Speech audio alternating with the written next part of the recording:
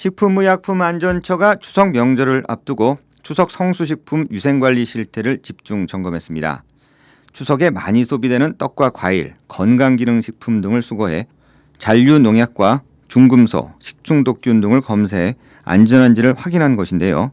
식품의약품안전처, 국민의 건강을 지키기 위해 우리가 매일 접하는 식품과 의약품, 의료기기 등의 안전을 책임지는 기관이죠. 오늘 토요 초대석에서는 이의경 식약처장을 만나보겠습니다.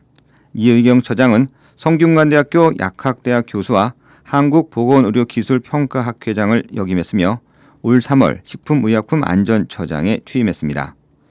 처장님 안녕하십니까? 네, 안녕하세요. 네, 식품의약품안전처, 줄여서 식약처라고 부르는데요. 현재 충북 오송에 있죠? 네, 맞습니다. 식약처 업무를 총괄하는 본부가 오송에 있고 서울, 부산 등의 6개 지방청 그리고 16개 지방 수입식품 검사소가 전국 곳곳에 있습니다. 우리 본부는 식품, 의약품, 의료기기, 화장품의 안전관리 컨트롤 타워로서 정책을 수립하고 지방청하고 수입식품 검사소에서는 현장과 근거리에서 신속한 안전관리 집행을 위해서 역할을 하고 있습니다. 네, 추석을 앞두고 추석 성수식품 위생관리 실태를 집중 점검한다고 들었는데요. 어떻게 진행이 되고 있습니까? 네, 우리 처에서는 추석 명절을 앞두고 국민들이 안심하고 식품을 구매할 수 있도록 지방자치단체하고 함께 지난 8월 21일부터 27일까지 제수용품, 선물용품 같은 그 추석 성수식품에 대해서 제조업체, 전통시장, 대형마트와 같은 판매업체 이런 곳을 대상으로 위생점검을 실시했습니다. 네. 점검을 실시한 결과 냉동고기를 냉장육으로 판매하기도 하고 유통기한이 경과한 제품을 판매하기도 하고 간혹은 식품을 비위생적으로 취급하는 경우도 있어서 이런 불법 행위를 단속했습니다. 그리고 올해 좀 특이한 것은 그 추석 명절의 경우 다른 해에 비해서 좀 시기가 좀 이르죠. 그렇죠. 네. 예, 그래서 기온이 좀 높을 것으로 예상되고 있어서 식품 안전에 더욱 주의가 필요합니다. 그래서 지금 식약처는 유통 중인 떡, 사과, 그리고 조기 이런 추석 성수식품을 수거해서 식중독균, 잔류농약 이런 안전성 검사도 진행 중에 있습니다. 그래서 이런 검사 결과가 마무리되는 대로 다음 주에 발표할 계획입니다. 그리고 우리 처에서 좀 대표적인 그런 홈페이지가 식품안전나라라고 있습니다. 이 식품안전나라에 들어오셔서 식품에 대한 안전 정보를 좀 확인하시면 많은 정보를 얻으실 수 있겠습니다. 네, 그렇군요. 점검 결과는 아직 나오지 않은 거군요. 네, 다음 주에 발표할 계획입니다. 네, 알겠습니다. 제수용이나 그 선물용 식품이 그 대량으로 수입되고 있는 것으로 알고 있는데요. 수입식품에 대한 그 안전 점검 어떻게 실시가 되고 있습니까? 2016년부터 수입식품 안전관리 특별법을 새로이 시행해서 3중의 안전관리 시스템을 철저하게 적용하고 있습니다. 그 첫 번째 단계가 수입 이전에 우리나라로 식품을 수출하는 해외 제조업소가 있는데 직접 점검하는 현지 실사입니다. 두 번째는 통관 단계에서 식품의 안전성을 확인하는 통관 검사가 있고요. 또 세 번째는 통관 이후에 시중에 유통하는 수입식품에 대해서 다시 한번 안전성을 확인하는 유통 수거 검사를 해서 안전관리가 아주 촘촘하게 진행이 되고 있습니다. 크게 3단계로 그러면 검사가 이루어진다는 말씀이네요. 네, 맞습니다. 네. 그리고 이 추석 명절에 대비해서는 그 제수용, 선물용으로 많이 수입되는 고사리, 도라지, 포도주 이거에 대해서 통관 단계에서 정밀 검사를 또 더욱 강화하고 있고요. 시중에 유통되는 수입식품에 대한 수거 검사도 아주 확대하고 있습니다. 예, 알겠습니다. 2017년으로 기억이 되는데요. 그 살충제 성분이 함유된 달걀 파동이 크지 않았습니까? 네, 맞습니다. 네, 이를 계기로 해서 그 달걀 관리가 새롭게 바뀌었다고 하던데 어떻게 바뀌었습니까? 이미 여러 번 보도가 됐듯이 그 살충제 파동이 있었던 2017년부터 관계부처 합동으로 계란을 생산하는 모든 산란계 농가부터 시장이나 마트에서 판매되는 계란까지 전 과정을 거쳐서 검사를 실시하고 있습니다. 그 생산 단계하고 유통 단계를 이중으로 관리해서 요새 유통 단계 부적 함률이 과거에는 한 1.5%였는데 지금 0.2%로 대폭 낮아지는 성과를 갖고 오고 있습니다. 예. 1.5에서 0.2%면 많이 낮아졌네요. 네, 아주 성과가 네, 좀 좋게 좋다고 봐야 되겠네요. 네네, 그렇습니다. 그래서 저희가 그런 검사 강화를 한 게 큰 제도적 변화였고, 그거 이외에도 크게 한 2가지 정도의 더 추가적인 개선 방안이 있었는데요. 네. 그 한 가지가 그 가정에서 사용하는 가정용 달걀을 선별 포장 유통 제도를 도입해서 이제 소비자들이 눈으로 확인하기 어렵지만 그 깨지거나 변질된 달걀이 있거든요. 이거를 먼저 검사하고 살균을 거쳐서 포장 판매하도록 하고 있습니다. 이거는 지금 계도 기간이고 내년 2020년 4월부터 본격적으로 시행될 예정입니다. 또 두 번째 또 다른 제도가 지금 8월 23일부터 그 의무적으로 시행하고 있는데 달걀 껍데기에 산란일자를 표시하고 있거든요. 네. 그래서 소비자에게 산란일자, 닭의 사육 환경 이런 거에 대해서 정확한 정보를 제공해서 소비자들에게 많은 혜택을 주지 않을까 기대하고 있습니다. 네. 지금 말씀하신 대로 지난 23일부터 그 달걀 껍데기 산란 일자 표시제가 본격 시행이 되고 있는데요. 그 산란 일자 표시제란 어떤 것이고 또 산란 일자가 표시되지 않은 달걀은 어떻게 되는 겁니까? 네, 그 달걀 껍데기 산란일자 표시 제도가 시행돼서 달걀에는 산란일자, 생산자 정보, 사육 환경 이걸 포함하는 총 10자리 숫자가 표시됩니다. 네. 처음 4자리는 산란일자여서 예를 들어서 0823으로 표시됐으면 8월 23일에 생산된 달걀이니까 우리 소비자들이 이걸 보고 좀 더 신선한 달걀을 선택할 수 있겠습니다. 네. 그 다음 5자리는 그 생산자의 고유 번호여서 생산 농가를 표시합니다. 그래서 아까 말씀드린 우리 식약처의 식품안전나라 홈페이지에 보시면 거기 생산자 고유 번호를 검색하면 생산자 정보를 확인할 수 있으니까 이것도 굉장히 좋은 정보가 되겠고요. 네. 또 중요한 게 마지막 한 자리 숫자가 있는데 이거는 그 닭이 어떠한 사육 환경에서 성장했는지를 나타내는 숫자입니다. 4가지 숫자가 있는데 1, 2, 3, 4가 있는데요. 1부터 4번까지 있단 말씀이군요. 네, 맞습니다. 이 사육 환경 번호가 1번이면 닭이 그 방사 사육한 건데 다시 말해서 방목장에서 닭이 자유롭게 다니면서 그렇게 사육 환경이 굉장히 좀 좋은 그런 환경에서 자라났다는 그런 의미이고요. 네.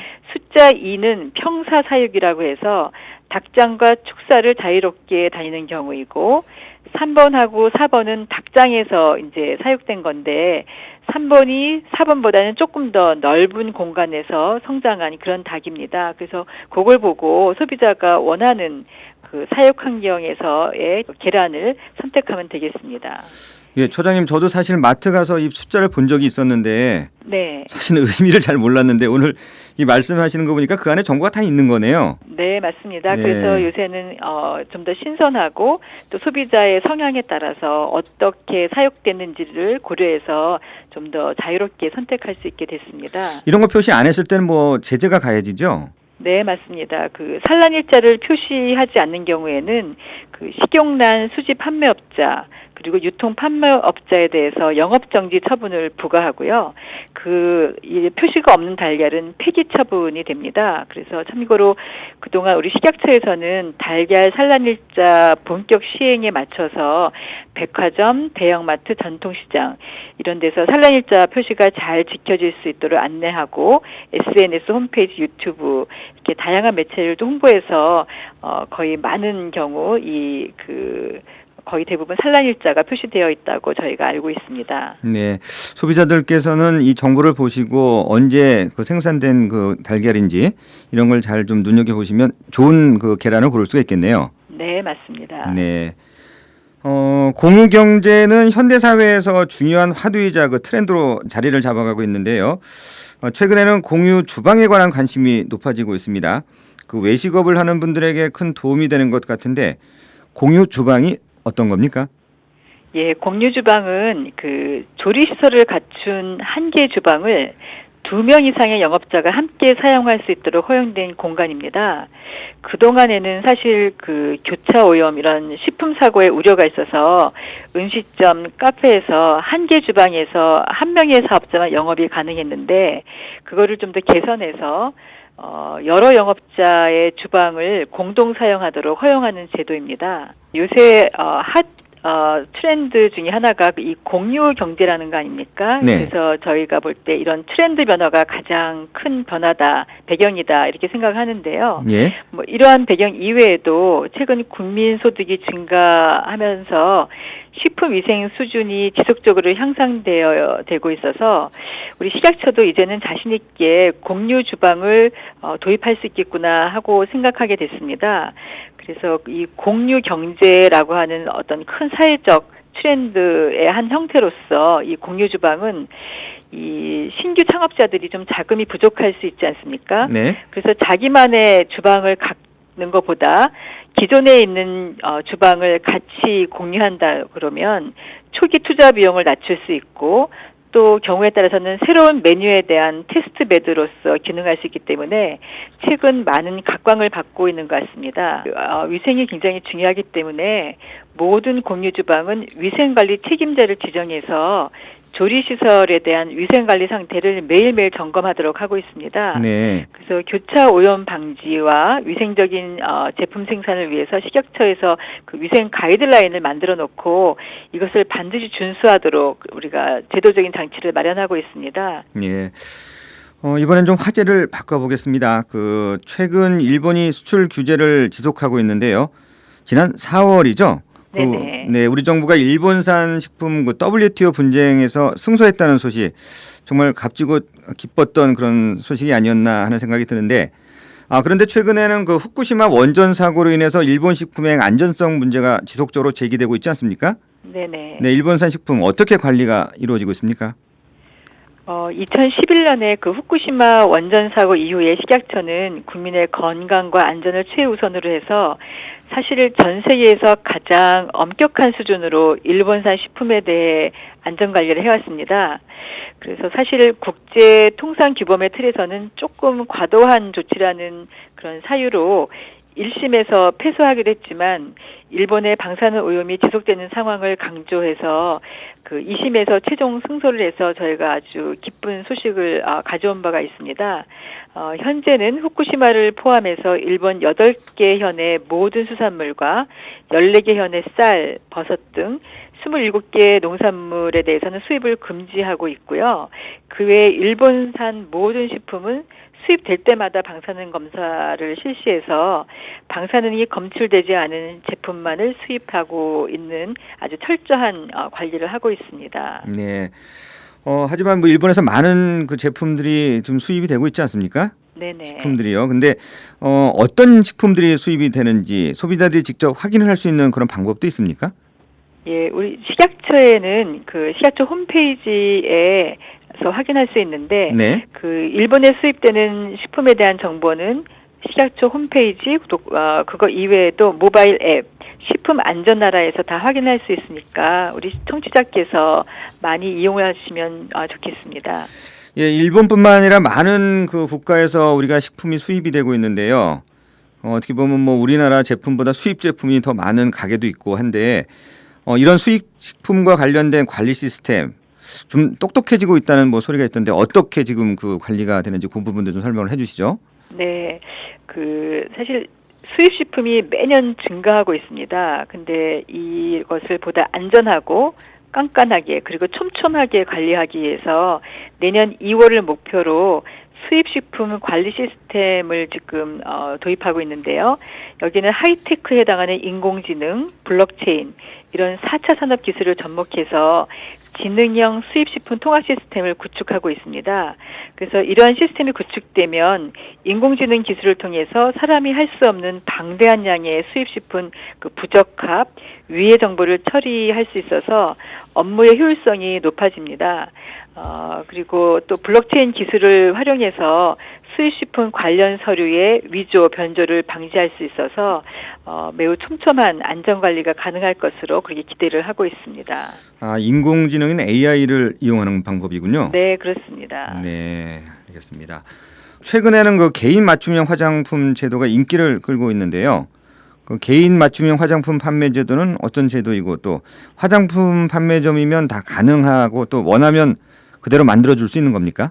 우선 그 개인 맞춤형 화장품 판매 제도는 판매장에서 1대1로 그 소비자의 피부 특성이나 개인의 취향에 맞춰서 화장품의 내용물하고 원료를 혼합해서 조제하는 화장품을 제공하는 것입니다. 아니 그 자리에서 바로 만들어줄 수가 있는 겁니까? 네네. 예를 들어서 네. 설명을 드리면 네. 그 화장품 판매장에서 소비자의 피부색을 진단한 거죠. 사실 좀 피부색이 밝은 분과 약간 좀 어두운 분 다양하지 않습니까? 네. 그 피부색을 진단해서 여기에 맞는 립스틱, 이런 색조 화장품을 즉석에서 제조하기도 하고요. 혹은 피부 상태가 약간 지성인 분과 약간 건성인 분도 있지 않습니까? 이런 상태를 특정해서 개인의 피부 상태에 적합한 그 기존 로션이나 크림 이런 것들을 좀 잘 섞어서 이제 보습 수준을 좀 판단해서 제공하는 그런 화장품이 이런 개인 맞춤형 화장품 판매 제도입니다. 네. 근데 이거는 뭐 누구나 할 수 있는 건 아니고요. 예. 먼저 이런 맞춤형 화장품 판매를 위해서는 먼저 지방 식약청 저희가 6개 식약청이 있는데 네. 거기에 영업 신고를 해야 하고요. 또 그 개인 맞춤형 화장품 조제를 위해서는 전문 지식을 갖춘 맞춤형 화장품 조제 관리사를 고용해야 합니다. 네. 전문가가 허가를 받아서 해야 되는 그런 사업이군요. 네네 그렇습니다. 네. 지난달부터 그 노인복지 시설에 대해서 급식관리 지원이 시작이 되지 않았습니까? 네네. 네, 노인 급식관리 지원 서비스 그 실시 배경하고 그리고 구체적인 내용 좀 말씀해 주시겠습니까? 우리나라는 지난 2017년 말로 65세 인구가 전체 인구 중 14%를 넘어서 이제 정말로 고령 사회에 진입했습니다. 네. 이제 어르신들께서는 음식을 씻고 삼키는 기능이 떨어지기도 하고 또 만성질환을 갖고 계시니까 좀 식생활에 더 신경을 많이 써야 됩니다. 근데 요양시설에서 생활하시는 어르신이 증가하고 있는데 이 전체 73%의 시설이 영세한 소규모여서 그 식단 작성이라든지 이런 급식 관리에 약간 어려움을 겪고 있습니다. 그래서 저희 식약처에서는 이미 어린이 급식 관리 지원센터를 운영을 하고 있거든요. 네. 그래서 이런 경험하고 인프라를 바탕으로 서울과 인천 등 7개 지자체에서 아주 그 적은 규모의 그 노인복지 시설을 대상으로 급식 관리 지원을 시범 실시하고 있습니다. 그래서 예를 들면 그 입소된 어르신들의 건강을 특성을 고려해서 식단, 레시피 제공, 영양 상담 이런 것도 하고요. 또 그 이런 그 노인복지 시설의 그 부엌의 위생 관리, 조리 배식 지도, 그다음에 일상생활에서 올바른 식생활 실천 교육 이런 것들을 하고 있는데요. 이 지원을 희망하는 노인복지시설은 그 관할 급식관리지원센터에 신청하시면 아주 좋은 서비스를 받으실 수 있습니다. 네, 그렇군요. 이런 서비스까지 진행되는지는 전혀 몰랐습니다. 저도. 네. 3월에 취임을 하셨죠? 네네. 이제 5개월 정도 지났는데 재임 기간 중에 이건 좀 꼭 이루고 나가고 싶다 이런 게 있으시면 어떤 게 있으세요? 저는 식약처장 부임 이후에 네. 우리 식약처의 가장 중요한 것은 안전이다. 너무 당연한 거지만 예. 새롭게 더 인식을 하고 다짐을 하게 됐습니다. 그 식품의약품, 화장품 이거는 우리 국민들이 매일 접하는 거여서 국민들이 안전에 대한 기대치가 매우 크다는 거를 알게 됐고 또 그런 기대치에 부응하지 못할 때 그만큼 상실감도 크다. 그래서 국민의 어떤 기대 수준에 맞추기 위해서 식약처가 정말 애써야 된다 이렇게 생각을 많이 하고 있고요. 네. 또 그런 과정에서 글로벌 세계적인 수준으로 거기에 부응하게끔 글로벌과 어깨를 나란히 하는 안전 이걸 목표로 노력해야겠다고 생각을 하고 있습니다. 그래서 우리나라가 어느 정도 잘하고 있지만 세계 최고의 안전관리 시스템하고 비교를 해서 부족한 부분을 하나하나씩 그리고 꼼꼼히 채워 나가고자 합니다. 그래서 국민 여러분들께서 주시는 소중한 의견들 항상 열린 마음으로 귀 기울이고 우리 식약처가 국민들에게 사랑받고 신뢰받고 나가서 또 희망을 줄 수 있는 그런 기관으로 거듭나기 위해서 최선을 다하겠습니다. 애정어린 관심과 사랑을 부탁드리겠습니다. 예.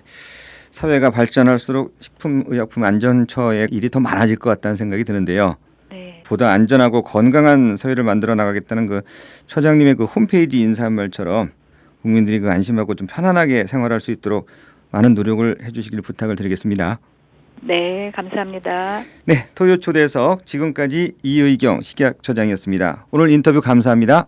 네, 감사합니다.